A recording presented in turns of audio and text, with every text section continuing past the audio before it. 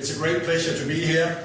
I graduated out of this school or university 30 years ago to the year 1986, after 4.5 years, and it wasn't a bachelor I was doing, it was actually a master's. It's a great pleasure being back here. You're going to have a fantastic education here. I've been to INSEAD, London Business School, Kellogg in the US. This is a first-class education that can take you everywhere where you want to go. I don't even think I knew how far you would go when I graduated out of here. I think you're a lot smarter than I was at thinking about what is possible. But it's taken me all over the world. I've lived in New Zealand, I've lived in China, I've worked everywhere with people from everywhere in the world, and that's been a great pleasure. Today it's about navigating in a volatile business environment, and I have to say, having been the CEO of Danish Crown for just under a year, that is volatile business, and it's hyper volatile. And I'll share some of that with you. And this is not e-business or anything like that out of Silicon Valley. This is real business every day. And we're based just outside of Aarhus. That's where we're headquartered. And this is what it's all about, these little guys. They are the ones that drive our business. I'm going to talk a bit more about that. But that's where it all starts, with the pigs coming into our business. So let's talk a little bit about who we are, and I know you don't really want to hear too much about that. That's what I've been told, not too much about the business. Talk about real stuff. But I'm just going to share this one, not one page, but a few pages on this, because I think not many actually knows what our company is about. So I'd like to just share a little bit about that. We're really a very strong international company, and when you look up at that left-hand corner, we are owned by farmers. Not many companies are owned by farmers. We are owned by 8,000 Danish farmers. And this is sharing economy before it was even invented. And we started sharing economy about 130 years ago. So farmers, one man, one vote. It doesn't matter how big you are. It's still a full democracy. And all profits we make flow straight back to the farmers. So we just need the capital in the company to grow the company and have a, say, future growth path, risk, everything is passed back to the farmers. So that's sharing economy 1.0. We're one of the biggest food producers in the world. We have a turnover of about 60 billion Danish kroner. We employ 26,000 people. And on top of that, about 5,000 or 6,000 on contract. So over 30,000 people came in this morning to go to work. And that's when you talk about power, that's what you've got to remind yourself. 30,000 people actually came in this morning, not to do what I told them, but to do what they think we would like to see from management. And that, you become a little bit, you get some humility into yourself when you think about that. That's why you're here. So 8,000 owners and more than 30,000 people making their money here. We're processing 22 million pigs a year. That's more than 60,000 a day. Actually, we will have sent 2,500 pigs to a better place when we're finished with this session. So the machine is working out there. We also have about 700,000 cattle or beef animals. So when you go to MASH, you're going to have the pleasure of some of our products, for instance. A lot of that is from us. And we are the leader today in, you could say, Northern Europe in beef. And then we process about 940,000 tons of sausages and salamis and all sorts of products that you meet in the supermarket. We have access to 136 markets. We sell to well over 100 countries. We have production in 10 countries. And in the final corner there, you'll see some of our brands. But really, we are also an FMCG company. So we have the processing right from the farm, the guys that own us, full value chain control, right through processing to customers, category management, right through to the meal you're going to have tonight. And that's why we're here. That is to make a great meal for you guys every day. And that's why we come into work. That's not to kill pigs, but that's actually to make a great meal tonight. Here or in China or anywhere in the world. And that's our mission, to do that. Sorry. The challenge I was given was to talk about how does a company like Danish Crown navigate in a highly volatile business environment with a clear strategic direction, because you can't just go like a yo-yo and go everywhere. You need to sort of keep a direction in the midst of what's happening around you. And now I'm going to talk about what is actually happening around our business. And just a few numbers to tell you what's at stake when you're Danish Crown. The 60 billion turnover is split with just under 10%. It's closer to 9% right now. That is in the Danish market. So a lot of people will think, oh, you're a Danish company. Yes, we are also in Denmark. That's where it all starts. But we are quite international. 63% from the other European markets, and then about 27% outside of Europe. But the one to the right might actually be the more important one. That is showing the exports out of Denmark. So that is what we're exporting out of Denmark. So our exports in 14-15, about 25 billion Danish kroner.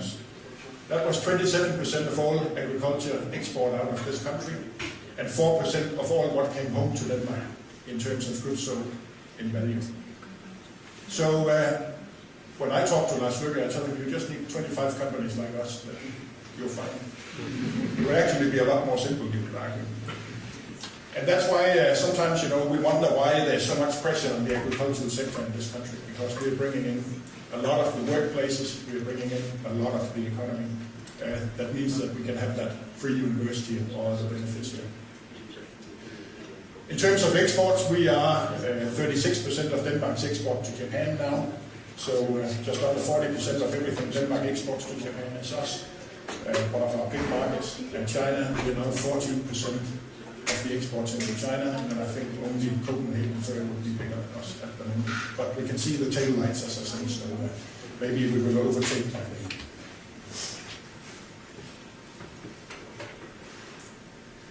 The environment that we are in, and here on the left you will see our financial results, so fairly, slight growth, some would say static growth, from about 57 up to 60 billion in turnover. EBIT percentage around 4%, going up and going down a little. But before you sort of conclude too much on that, you've got to look to the right. And here I've tried to show the price index of various commodities. The red one is the raw materials, agriculture. You have a price drop of more or less 20% over these last 4 years. If you look at oil, which is one you all know, down about 50% in that time period. That's probably more or less the time you've been here, I guess. The world oil price is halved, and you can see metal and food in general. So a huge price drop. So just standing still on that top line, that has actually taken a bit of work, I can tell you, just to keep that going at that level. And further to the right, when you look at the growth percentage around the world, that's the other challenge, and that is what is sparking this price drop and volatility, is the decline in the world economy, not decline in the world economy, but the slowdown in the world economy. The top one, you'll see China. You all hear that, China slowing down a little bit, and actually a very slow growth in most of the world. Perhaps the US is the exception today. But for sure, some of our markets are not growing very fast. So you have deflation, you have slow growth, and then you still got to deliver earnings at the same level.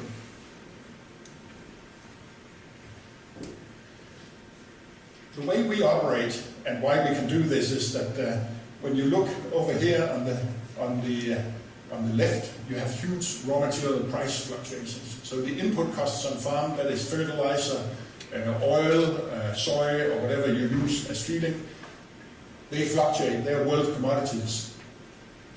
Whereas the prices you see on shelf, they're actually relatively stable. You might think they're fluctuating quite a bit. But we talk about 20, 30, 40% price variation over a year here. You see maybe 5 or 10% and think, oh, that's big. Price really went up for coffee or went up for milk or something like that. Yeah, maybe 50 euro or something like that.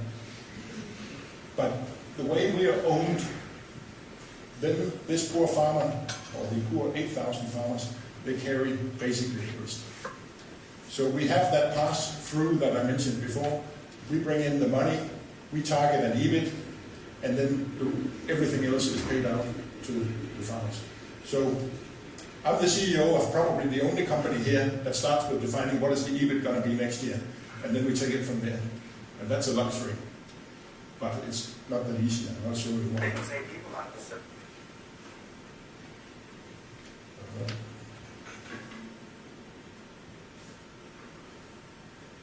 If we talk about the variation in a single market, you can easily imagine this. This is the price of pork meat going up and down, and of course over time there's an average here.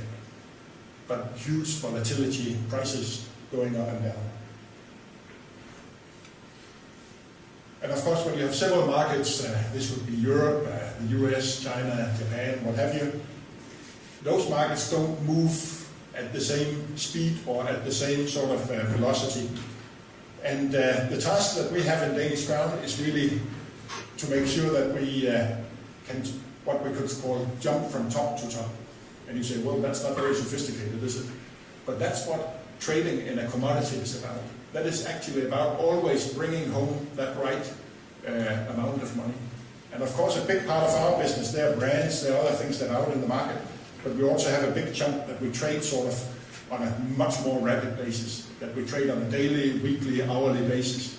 And that is where it becomes important to be able to sort of jump from peak to peak. And of course, the result should be that you bring home that little bit more. And in our business, we talk about 1 euro or 10 euro. That is sort of what we talk about when we talk about getting more out of the market. I've just been out yesterday telling our owners that we'll present a new strategy on Wednesday, so you won't hear more about that. Then we've told them you'll get 60 euro more per kilo of pork meat in 5 years. And that's revolutionary stuff.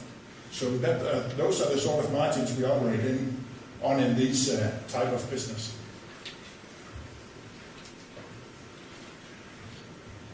I don't know why this is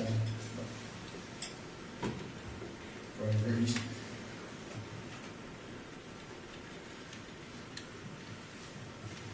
Another thing we use is really the price differentiation across markets.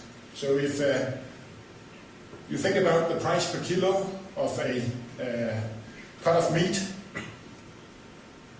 you think about the different, I'm sorry, but I think I might have skipped one there in this mess of doing this right, because I like just to come back to this one, sorry about that. I talked about the 60,000 pigs a day coming in, going to a better place tonight.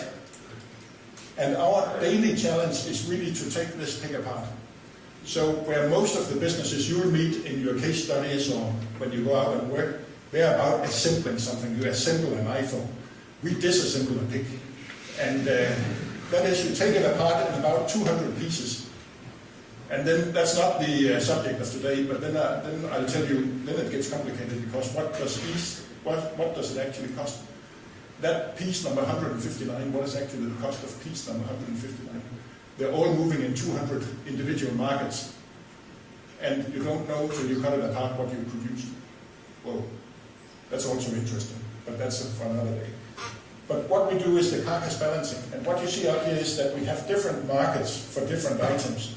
So in this case, you'll have China paying more for, they like to have the head, the ears, they like the trotters, the feet, the tail. They're sort of the specialities in the Chinese market.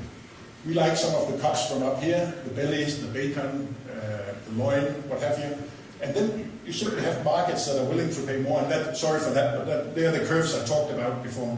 So you have different markets paying different price at different times, and it just fluctuates like crazy over a week, over a month, and over a year. And then you couple that with the risk barometer here. So you have Germany, that's a pretty safe market, you know you can sell. You have Japan, maybe a little bit more uncertain because of distance and timing. What you've sold today will arrive in 4 months. It's been frozen and then it arrives much later. But then what is the market, all of that? And then you have China, and you don't always know what's going to happen there. So that is the volatility and the complexity we operate in. So whereas you might think that was pretty easy to take that pig, send it to a better place, and then you sell that, and how hard can that be? That's actually a little bit harder than what it seems. And that was the theory that I talked about. And then back to this price differentiation. So In Europe, you have different parts of the pig. There's a big price difference. And you know that you go to the supermarket, you buy a liver, it costs next to nothing. You buy a loin, oh, that's expensive. And that's what is on this curve, very simple. And then you have the, say, the Chinese market, where you have a much lower price differentiation, because they actually like all the items on that pig. So the price differentiation is a little bit different. And what we need to do is, of course, to realize this higher price, which then in turn become the value of market access. And I'm going to talk a little bit more about that, because that drives volatility big time. And I've been told, maybe I've been awake in one of those lessons or tuitions that is about Adam Smith or something like that. You can derive that, but you probably know more about that than I do. And I'm not going to go into detail on this, but that's just to show you. Then we come into the market access side of things. So top export markets for pork meat, the big exporters. One of our advantages is that we have a much better access to many markets. So we can do this jumping from peak to peak that I talked about before.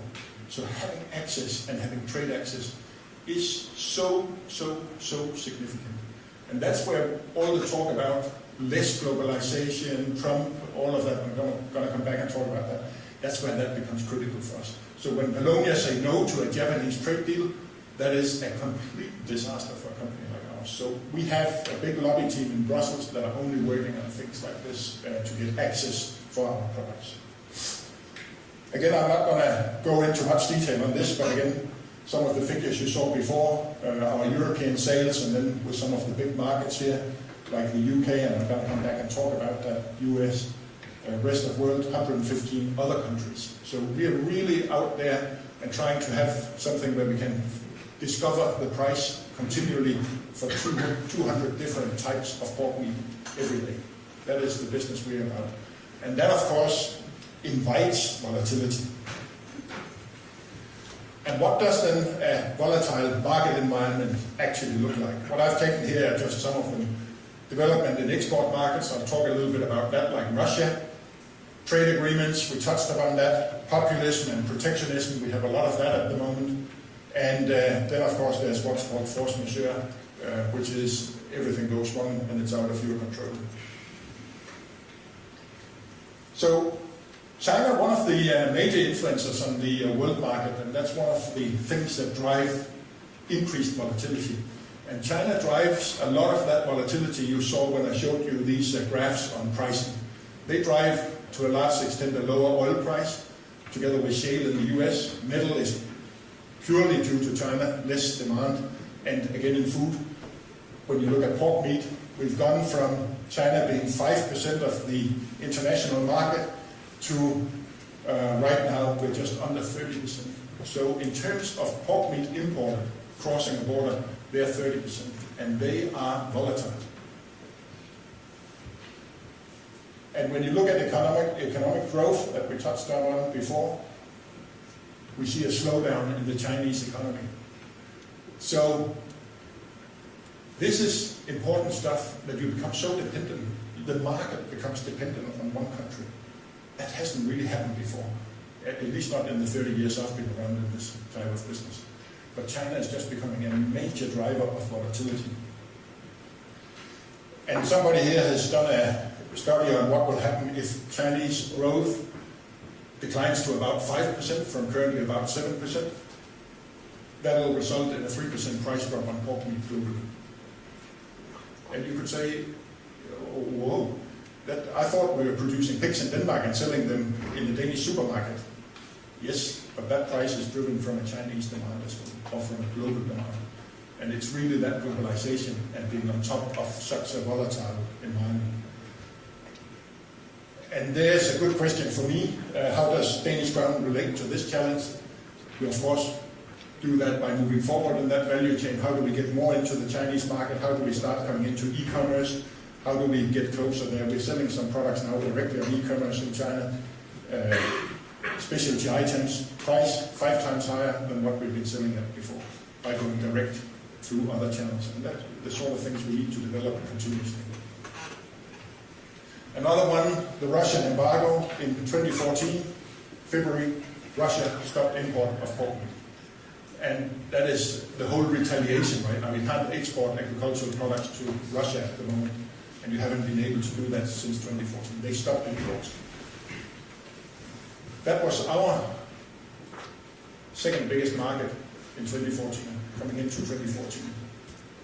This is their self-sufficiency rate, how that increased, and these are the imports. And all of the imports here now come from Brazil, basically. And that used to come from us up here. We lost 3 percentage points in exports. We increased tonnage by 8%. We improved the payment to the farmers. China went up 45% in that year. And we kept our earnings. And that is called responding to volatility. But I tell you, you don't do that by doing a big PowerPoint presentation and thinking about what to do next.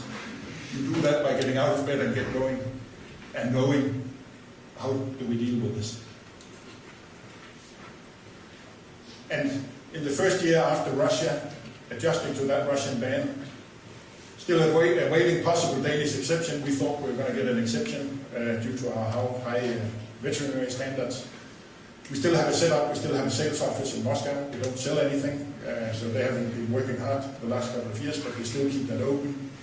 We took all the stock write-downs, stock sellouts, adjusted production setup, laid off people, closed down factories, rebalanced the carcass. That is what I talked about, that carcass balance, the pig with the 200 pieces.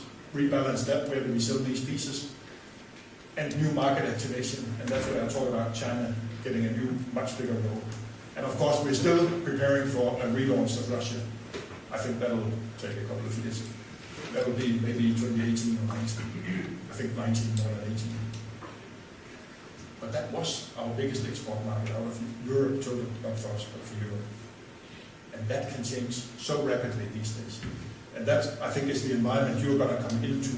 When I got out of business school here, those sort of things took 2 or 3 years. Now they take 2 or 3 months. So the speed, it's the same. Things haven't changed like that, but it's going much, much faster. So that agility and speed is going to be of importance. I touched upon this with the trade agreements. Can really change the game rules on the global market. TTP is an initiative by the US to make a Pacific partnership, 14 countries around the Pacific, including Japan, where they'll have a free trade zone. Japan is one of our biggest and most profitable markets. You might have noted that in one of the previous slides. That could shut us off out of the Japanese market if that happened, because it would be more attractive to take products from the US or from Canada than from us. Fortunately, there's an election in the US to be decided on Tuesday, so everything has stalled.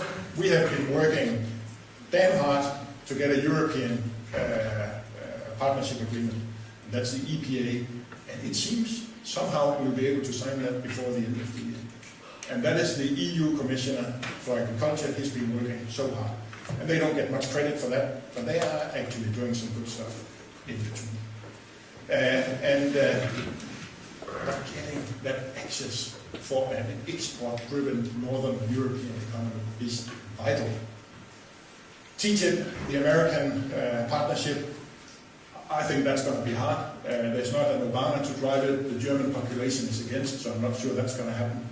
A TTIP would be negative for Danish Crown, because you'd see more US meat coming into the European market. But I think for Europe it would be a good idea. CETA, the Canadian free trade deal, now it seems it's being signed, but how can you have an election in Wallonia, of all places, in a dysfunctional, in a dysfunctional country, in a region of a dysfunctional European country? Besides, we shouldn't have that. I don't like it. The world will not move forward if we work like that. But it seems it's going to happen. It's not a big deal for us, but it's just to show you these sort of things. They're reality when you're in business. It's not something academic you hear about in radio or TV. This is reality. And it decides our sales opportunity.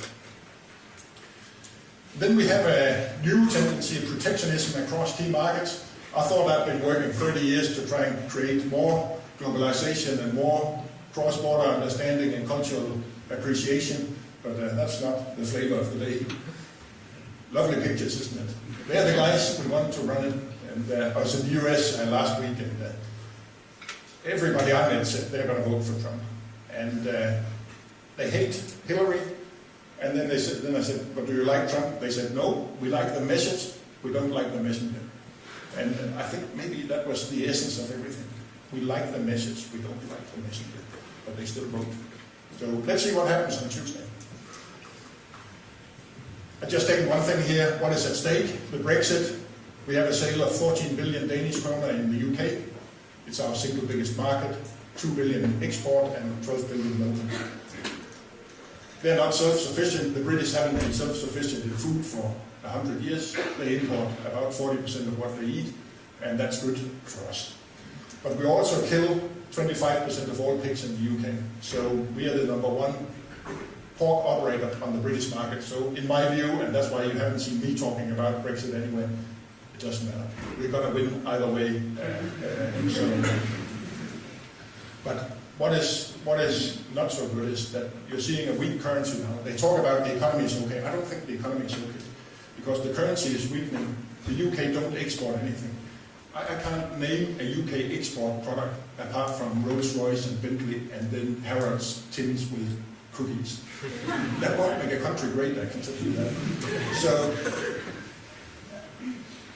a weak currency will drive inflation, it will drive food inflation, and that's going to drive a decline in consumption. That's going to take 1 or 2 years, but that's going to happen. I don't hope we're going to see import restrictions. I don't hope we're going to see US, Canada free trade into the UK. That would be detrimental to us. And the first and foremost problem is that we employ 7,000 people in the UK. We are already struggling to get labor because that labor market is built on import of skilled people from Eastern Europe. You go to a hotel, you go to a bar, or you go to a meat plant, people don't come from Britain. They're the guys that buy the apartments and rent it out to the guys that work in the plants. So access to qualified employees is going to be a big one. Other things, and that's in the force majeure area, African swine fever. That's not something that you should worry about, but that is something that's serious if you're a pig. And that is in Russia now, it's in the borders in Poland, and we have a big trade between Denmark, Poland, Germany. That could shut down our industry overnight.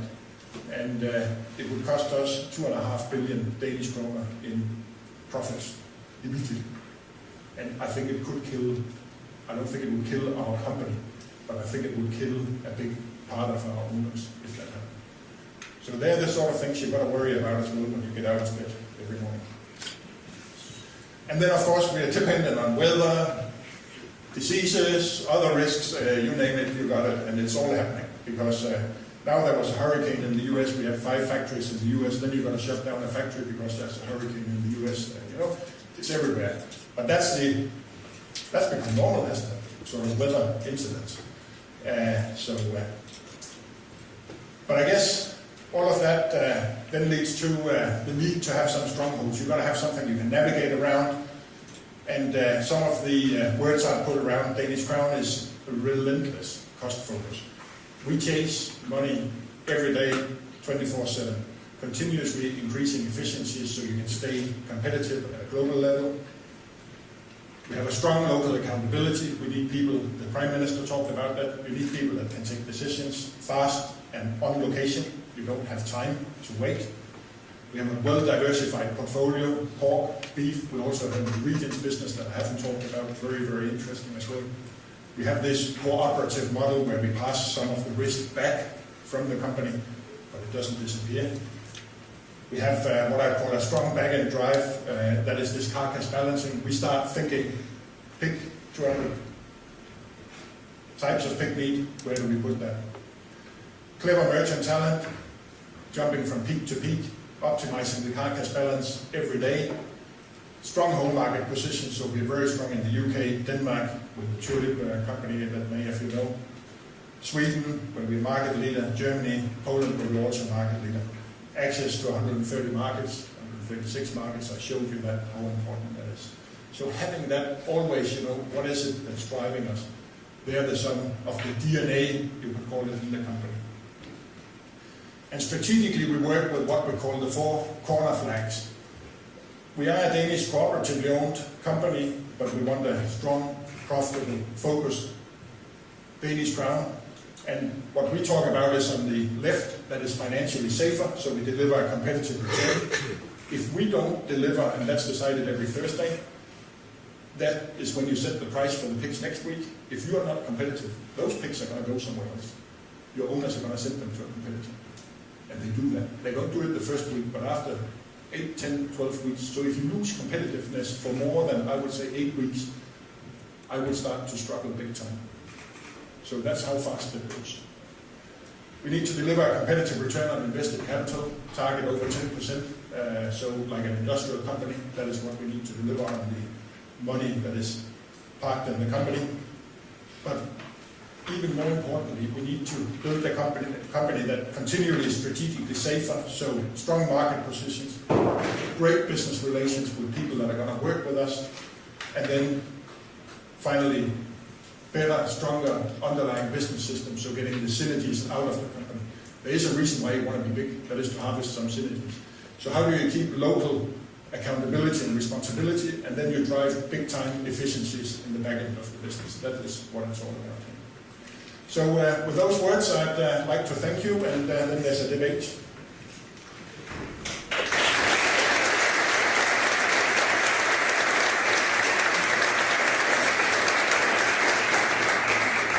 Thank you very much, guys. I thought that was excellently, very enlightening for me at least, and I know it was for you as well, because we already have quite a lot of excellent questions here. I'll take the leadership kicking off with the first question myself, guys. You were talking about the consequences of a Brexit. You're not so worried about it directly, but the wider implications of the fluctuations on the world political scene now, in a world that is more unstable than I think many of us would have predicted just 5 years ago.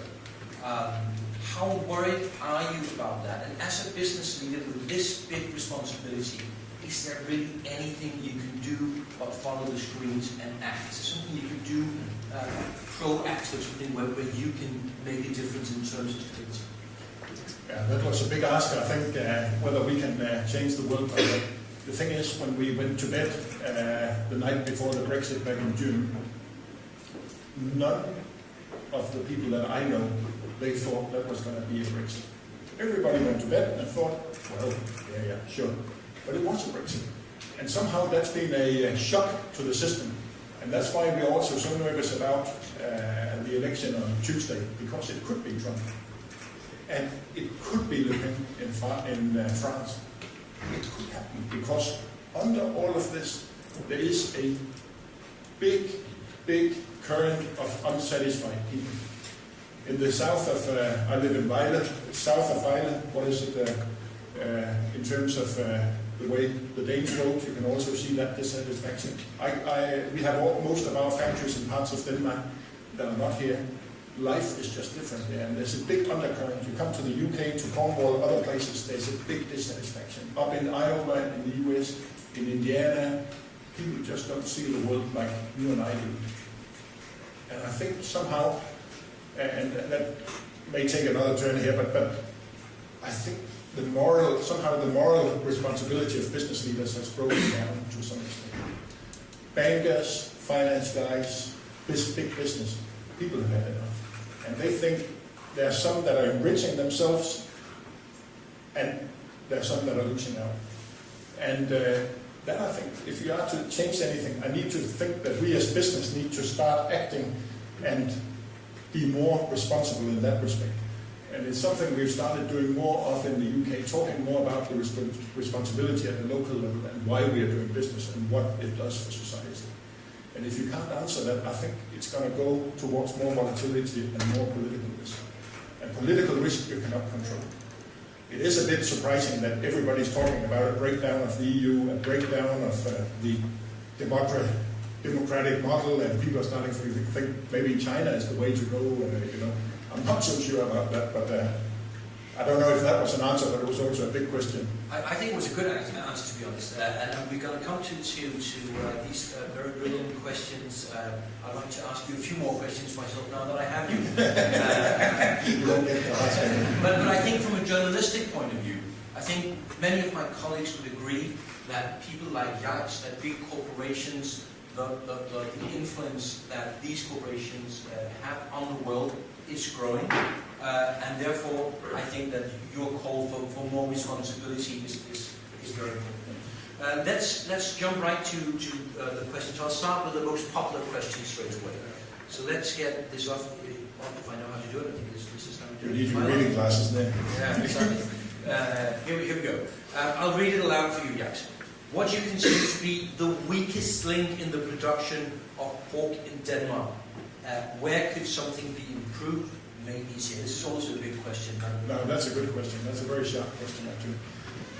I think the biggest issue we have in Denmark is that we have nearly lost the license to operate from society. And that means that society at large, the politicians, I think it's that microphone, if you can switch it on. So we have nearly lost the license to operate as an industry because there has been so many cases or defensive way things have been done that society is not so happy with us anymore. And if we were to lose that license, then we're gone.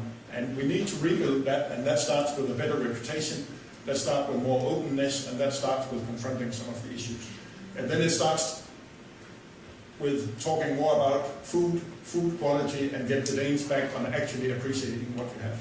There is a reason why 136 nations out there, they like to buy the products. That's actually because they're good. And we've come into a habit of saying Danish is not so good, but everybody else think that's probably the best we can get. And we simply need to get the pride back, get the license to operate back again. And I think it is perfectly possible, but that is the biggest risk, I think. The other big risk we have is that because of the way the environmental regulation has been done over the last many years, it's become very, very interesting to export pigs out of Denmark. So when you go out on the motorway here, every 10th truck you meet is a truck on the way to Germany or Poland with small piglets.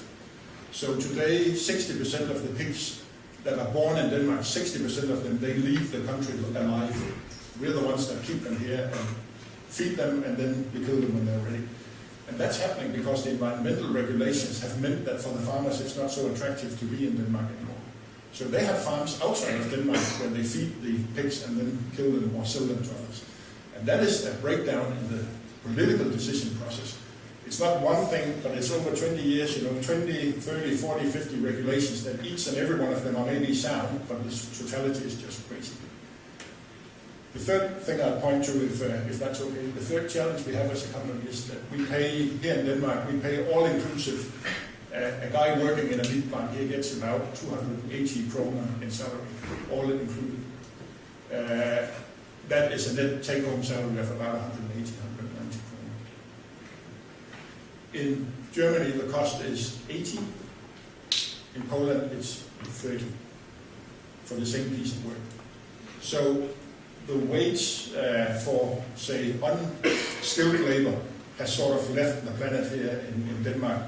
And there's a big risk with some of the political things that are happening here that we're getting back into salary inflation, but driven off a service industry in Copenhagen and Aarhus, not driven off a global manufacturing industry. That's a big risk. That was the one answer, but more of a political sort of thing. But the license to operate is absolutely important for us.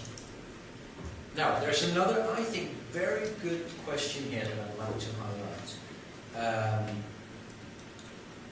Being owned by 8,000 farmers who are highly dependent on your management of power, how does this limit your power? And I think that the good thing about this question is that the Prime Minister talked about the limitations of power. You just mentioned Wallonia as a problem. You have Wallonia basically saying we won't go with the rest of the EU, and that stops the wheels in motion. Now, in a sense, this could be very true of your corporation as well. There's so many people with stakes in it, and you need to look after them. And surely this must sometimes slow you down in a very, very volatile competitive world. Yeah, again, that's a super question, because having 8,000 owners out there, the risk is, of course, that they don't manage the company or look after it, or the risk is they look too much after it, because they're very active. I prefer to talk about 8,000 activist shareholders, because this is not like there's some other cooperatives, and nothing bad said about it, but except, for example, you're a lighting company or something like that, electricity company, that may be cooperatively owned, but you don't really give a toss about it, because you're going to get electricity anyway. But our owners, they get all their income from our company, so they care and they are involved. So they're very active. The way it works is that I report into a board of directors where we have 13 members. 4 are external, so some of the big Danish corporations, so CEOs from other corporations.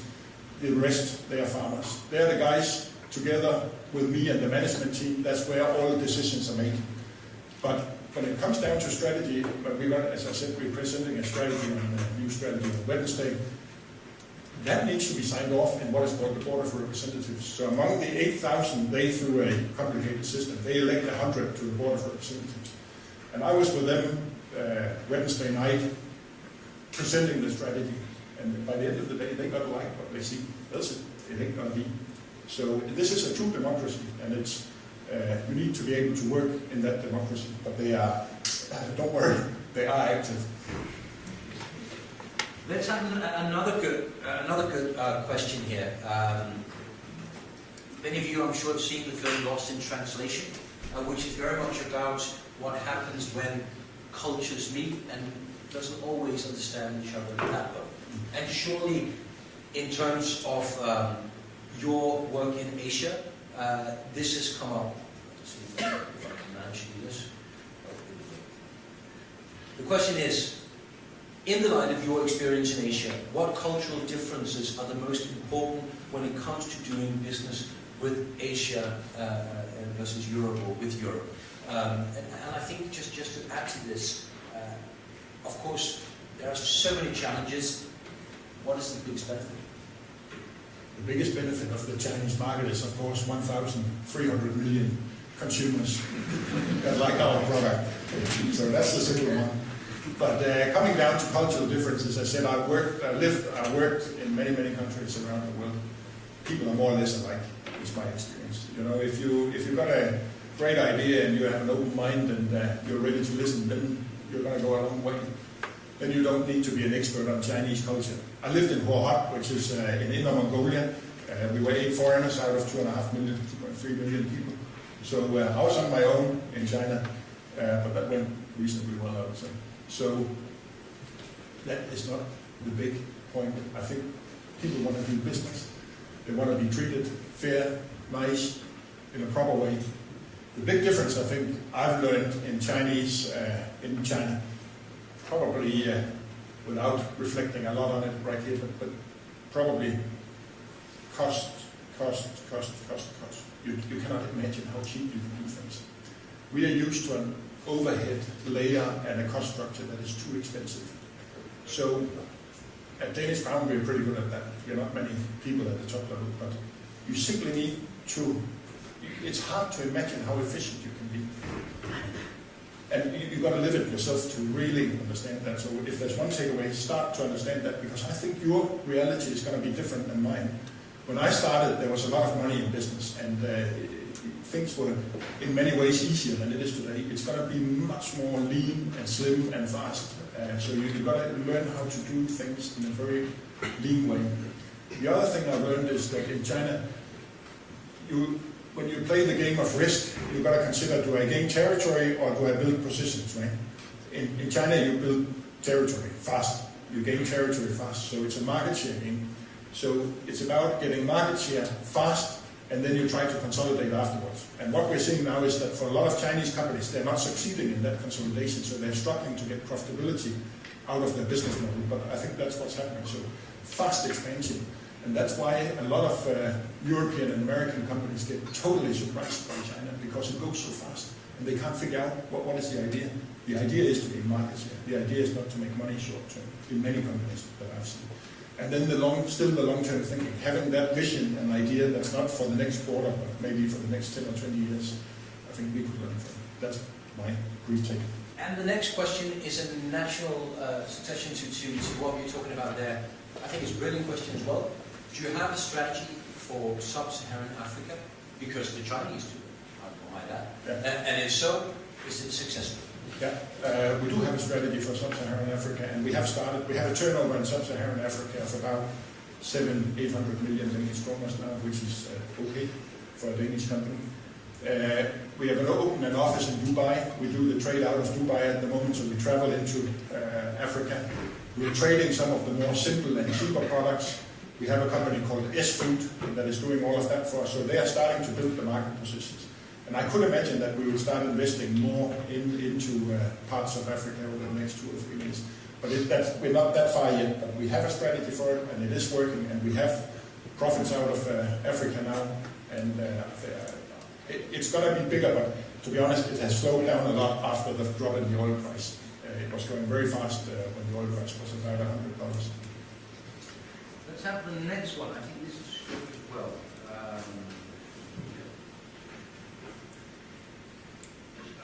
The way we live in the Western world, at least, is changing as well. And there are many more vegetarians or people who think about what they eat, how they eat it, than maybe 10, 20 years ago.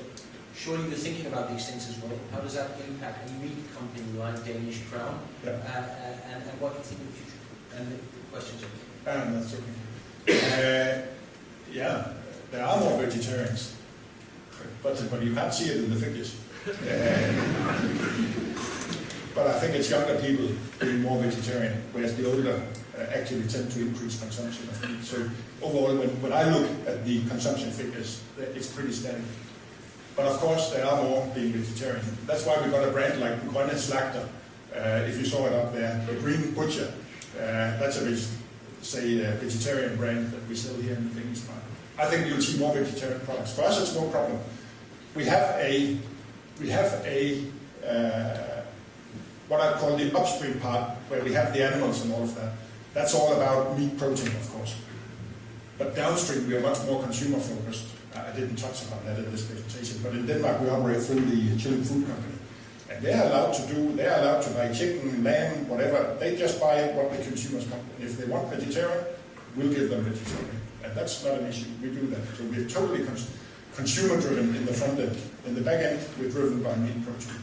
So that's another story. But I wouldn't say we're on top of it. There's also a lot of research, of course, into making meat protein without the animal. That will also happen. But I don't see it as a big risk. By the end of the day, most people like to have a great meal, protein-rich. Pork meat, if you get the right cuts, fat content is same or lower than chicken. Quality is just better, taste better. You should try the Flæskesteg sandwich. Down at our new shop next to the railway station. Down at the Aarhus Food Market, we have a shop where you can go and try that one. Then I think there'll still be meat eaters around. But maybe it's a good idea to have a meat-free Monday. That's fun. Remember, guys and girls, that you are also welcome to ask Jais a question directly. All you have to do is raise your hand and shout it out, and I will repeat it so we should address it. Yeah, I've noted you. Just one question. The Prime Minister talked about the benefits of stumping, the benefits of not succeeding, actually sometimes the benefits of failing. The question is, what is your 3 biggest career mistakes? I don't know if I've made so many career mistakes, because then I don't think I would be here. I'd say I've taken some damn big risk from time to time. Like when we entered China with Arla, that was a huge risk. I've taken on a lot of big, acquisitions, and some of them, you think, that didn't go as well as it should. But when you get into a top management, it's about taking risk, because there's not really any reason for you being there. You're there to set the direction, and then you're there to decide when to take a risk. So I don't think I can say that I've done any career mistakes in that way. But if I was to give you a good advice, then it would be to go into But of course, things have changed. But I would go into a blue chip company, start big, then you can always go small. And secondly, I'll find the right boss, because that's the most important. That is actually you go and find the right boss, because he's going to take you somewhere. And I've been privileged in many situations. Now I'm the boss myself, but I have a great chairman. You need to find someone who's going to help you go forward, else you're not really going to go anywhere. And then if you're in the career advice part of it, then I'd say, remember, it's not always your boss that promotes you, it's actually your peers. So what are others saying about you? It's not just up and down. It's very often, it's the guys next to you that start talking about, hey, this guy over there, or the lady over there. That's where it happens. And they're the ones that get the promotions. They're not the ones that only work for the boss. They rarely get the promotions. But find the right boss, number one. The rest will come. Now, I have just a little extra question here, because this is before your time in Danish Crown. But talking about mistakes, was the focus on Russia a mistake, given that, that Carlsberg invested heavily in Russia, and we knew back then that Russia was troubled, Putin was difficult to read, and things might go pear-shaped. So, looking back, did you focus too much on Russia and Danish Crown? I don't think we did, because we were jumping from peak to peak. The thing is, we didn't have any assets in Russia, and that makes a big difference. So we didn't have any investments into the country. We were using a sales company, a few employees and some distributors. So it's not like the Carlsberg situation. And I've been very, I've been more cautious on Russia than many, because I've been around maybe a little bit longer by now. On the 17th of August, or 16th of August 1998, there was a crisis in Russia.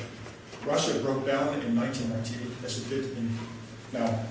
And I remember that because I started, coming back to the career, I started on the 1st of July in the beer business with Royal Unibrew. They were the biggest importer of beer into Russia in 1998. Believe it or not, Faxe was the biggest import brand on the Russian market.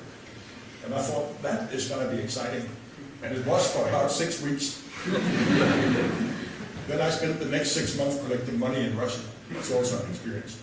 But since then I've been a little bit more cautious, and it comes back to this geopolitical risk. So if we move into China and put assets on the ground, there's also a risk in China. I don't think that there's nothing showing that China will do the same as what Russia has done. I think actually China is much more stable. But there is a risk when you do that, because we are in a volatile world. And that's why it's a little bit surprising, that there's resistance to something. I would say it's a little bit surprising that there's resistance to trade deals between the US, Japan, and Europe, because if there are 3 parts of the world that ought to stick together when volatility increases, it's actually us that share a lot in common. Maybe we should get a little bit closer in that situation. Now, there's a question here, so just stand up and say your name. My name is Marco, I study political science, and I want to know a little bit more about your strategies. How long they take since we see that there are a lot of fluctuations in the world, so that means that when you make one strategy, next week it might not be applicable, and when you have the notion that there are 130 countries, that is a big problem, and I want to know, do you have any safety breaks, or how do you manage the risk of having failed strategies or So just to make sure that everybody got that, so it's about, in a fast-changing world, you have safety breaks when things go wrong very fast, and how do you manage on a daily basis in a fluctuating world to run? Yeah, that's where when I came back to the DNA, you've got to remember that DNA of your company. So those are the principles we built that on. When we design a strategy, in this case, we've spent about 6 months on doing that and rolling it out at the moment. But you do risk planning, you do a lot of things, but the time horizon for our strategy thinking is about 5 years. But what you do is really you set a direction. That is, say you want to be in more food service because people are moving out of home, consumption is moving out of home. It used to take, 10 years ago, people spent 30 minutes on cooking here in Denmark, now they spend 18 minutes a day. So obviously people want meal solutions, they want food service. That is restaurants or catering. Then you have say, a breakdown in Italy or something like that. But that doesn't change your strategy. That's still what you want to do. That's still the strategic intent. And then you might take a detour, but you're going to come back on track. And I think that is, like a waypoint in a GPS. You don't always have to take the direct way there, as long as you know this is what I'm going to hit at some stage, and then I'll take it from there. So that's how it works. But every day there's something new. Then there's a competitor that's merging or something like that. You cannot predict it all. You just got to stay agile, and then got to remember we got to end up more or less over there. Tobias Andersen has come up with a good question, I think. Are you interested in being represented in political crisis events, i.e. the Russian embargo? And if yes, how are the interests represented? Yes. When we have a Russian embargo like this, we of course work incredibly close with the Danish government, especially the foreign ministry. So at this level of crisis, it is with the prime minister, it is with the foreign minister, it is with the food or agricultural minister, and with all the guys under there. So this is a national. This Russian embargo, that was a national disaster. It actually more or less brought our number 2 player in Denmark, a company called Tican. They more or less lost their life on this Russian thing. So this is of national importance, things like that. So there we work with government. I said we have office in Brussels that are working with the EU side of things. Then we have what is called the Food and Agriculture Council here in Denmark that are also working for us. And then in Russia we have companies that work with us and work for us. So, we try from all sorts of angles to work with this. And this is hugely complicated and takes years, and we are still in dialogue with the Russians, and there are still some dialogues going on. But it's not very easy when the EU bans, there are some of the Russians that have a travel, that cannot travel, and some of the ministers, they weren't in the government when they made this ban, but then they became ministers. So the minister cannot travel to Europe, and then it's hard to negotiate with Europe, so they won't actually travel. That's maybe not so clever. But there is an ongoing dialogue, but of course it's a political tense situation. We are just a prisoner in a political situation. That's just reality.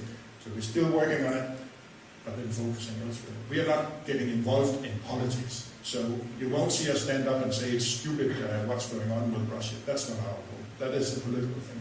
We just got to try and find a way for our products, if possible. But you're not going to see us take a political stance. I think this is going to be the final question of today I'm going to ask now, because time is running. So let's have a quick one here. From a business point of view, and also looking sort of geopolitically, how worried are you about the instability of the world we live in now? Let's say from a not very worried to a slightly worried to a very worried. I'd say I'm slightly worried, but I'm more worried than at the beginning of this year. Because as I showed you here on the political risk, you have that American election. It's not necessarily going to be so bad, even if Trump would be elected. I think he could be good for business.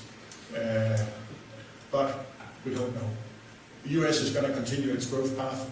I'm actually much more worried about the European situation. So this fragmentation in Europe, actually people backing off the European sort of project, I think that's scary.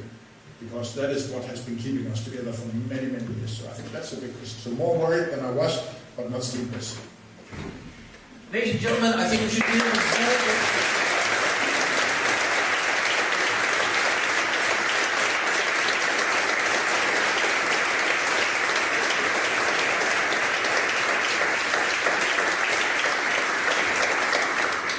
On behalf of Aarhus Symposium, Mr. Jais Valeur, thank you very much for such an interesting presentation on how to navigate in such a volatile business environment as the one you're facing.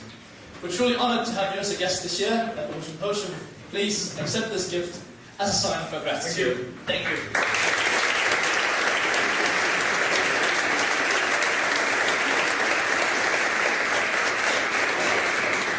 As for you, Jakob, thank you so much for moderating the session. We're excited to see you back later today. Now, for all of you, please remember that your next session will be in the Accent Auditorium at 2 o'clock. As you leave this auditorium, please do not hesitate to stop by our coffee lounge just outside on the way. Here, Mr. Jais Valeur has promised to stick around for a few minutes to take any questions that you may still have. Thank you, and enjoy the break.